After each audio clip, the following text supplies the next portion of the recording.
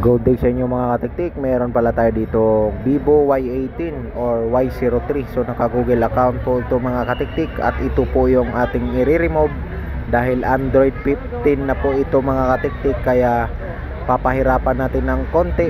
Sa iba basic lang to mga katiktik. Sa iba mga katiktik, lalo pag kompleto talaga sa gamit ay basic lang. So una mo lang gawin dito is i-turn off mo yung ang phone at kumuha ka na ng iyong pang baklas dito sa likod mga katiktik. At pagka baklas mo dito sa likod, syempre mga katiktik, isunod naman natin yung mga tornilyo niya dito mga katiktik para makuha natin yung board. At yun nga mga katiktik, pagka bukas ko meron akong napansin dito, water damage din pala ang unit na ito. Ayun, kung mapapansin nyo yung battery terminal parang nagkukulay green na siya mga katiktik. Ayan, yan po yung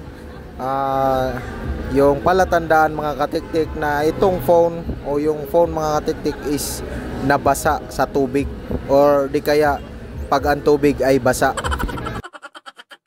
Yan, proceed na tayo mga katiktik. At syempre kailangan natin linisin yung na water damage. Kailangan natin i-brush yung mga katiktik para malinis na siya. Ayun so nawala na yung mga parang green na may blue kanina mga katiktik kung nakikita nyo.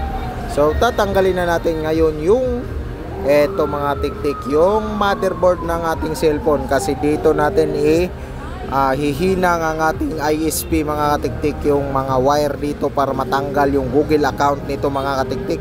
So dito lang yan sa likod ng board. So ano pang hinihintay ko mga katiktik? Babaklasin na natin to. Kailangan lang natin dito mga katiktik is tanggalan ng konti dito yung bakal sa gilid para magkasya ang ating soldering at mahinang natin ng maigi ang kanyang ISP. Ganyan lang mga katiktik So tamang tapyas lang tayo ng konting bakal dito. So ganun lang ang gagawin nyo. At pagkatapos kailangan na natin ng microscope dyan mga katiktik.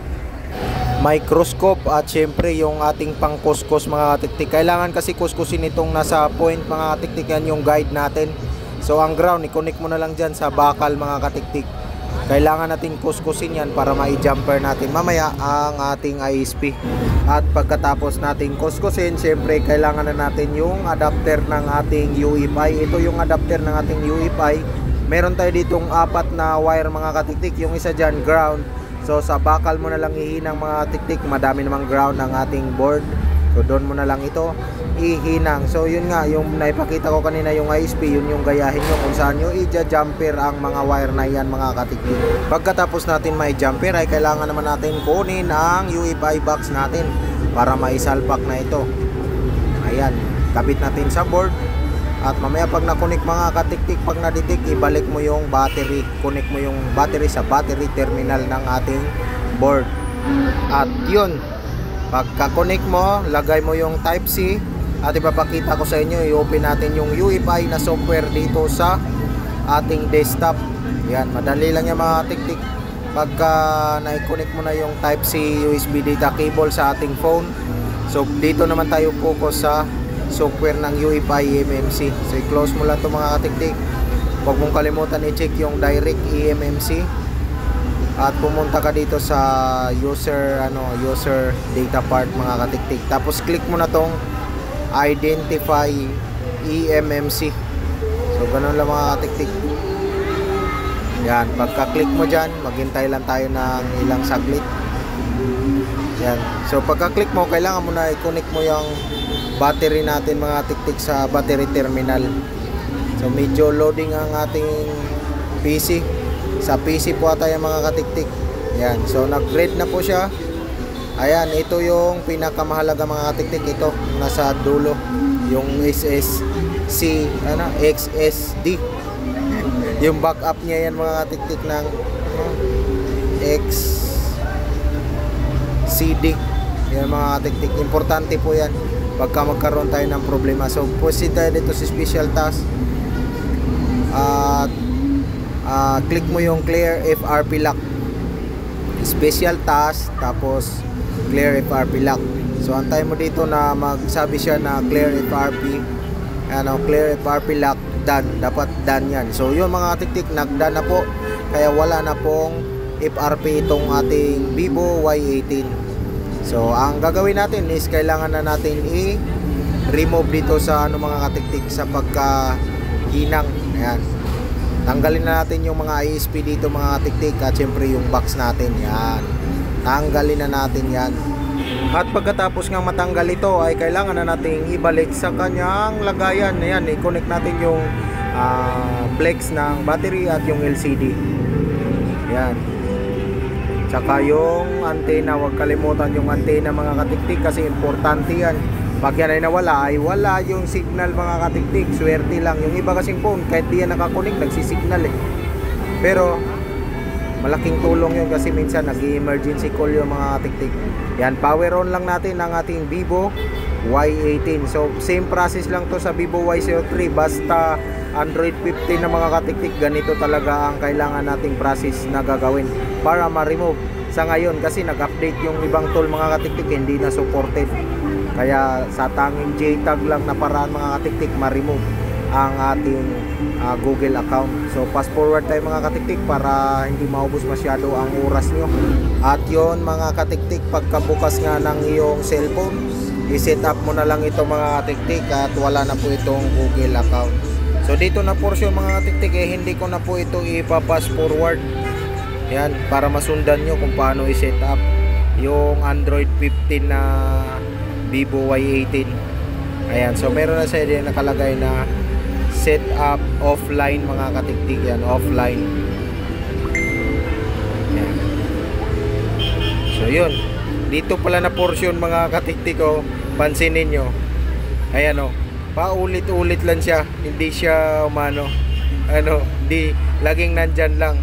So ang ginagawa ko dyan, kailangan pala talaga mag-connect ng dyan ng wifi or internet mga katiktik kasi hindi siya umalis dyan sa Google.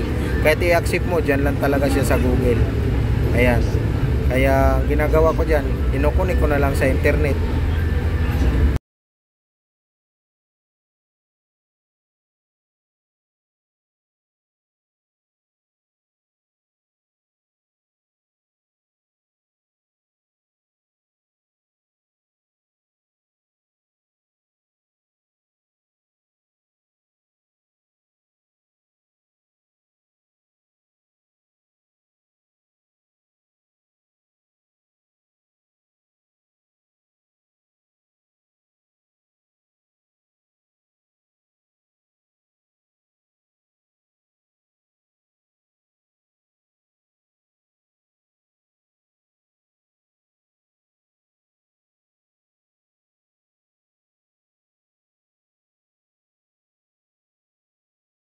After ko makonect sa internet, proceed na naman tayo sa setup mga katiktik. Huwag na yung pindutin yung setup offline. Huwag mo na yung pindutin kasi nakakonect na tayo ng internet. O kung wala kayong wifi sa bahay, pwede mo naman lagyan ng SIM card na merong data connection or merong load na pang data o pang browse mga katiktik yon. So maghintay-hintay tayo ng ilang saglit dito. Ayan, medyo loading na naman.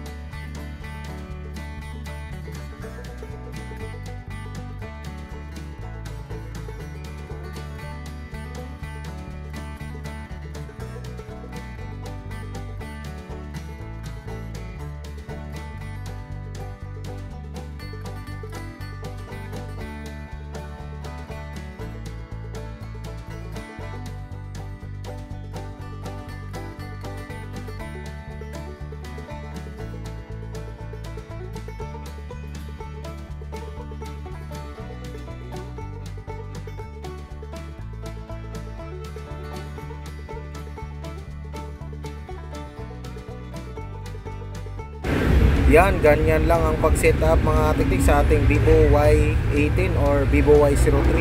So JTAG talaga ang pamamaraan dito kapag Android 15 na. So papakita ko din naman sa inyo yung niya, yung about. Ayan, para makita nyo talaga yung model niya. So yun, no, walang halong daya yan, Y18 and then Android 15. So pilapit ko pa yan sa mukha ng camera ko para kitang kita. Again, maraming salamat sa panonood at hanggang sa susunod na video natin. Ibabalik ko lang mga katiktik yung mga pinangtanggal natin kanina dito. So pass forward ko na lang kasi yung iba dyan maalis na talaga. Kaya pass forward ko na mga katiktik at muli, this is Claire Vance and this is your katiktik.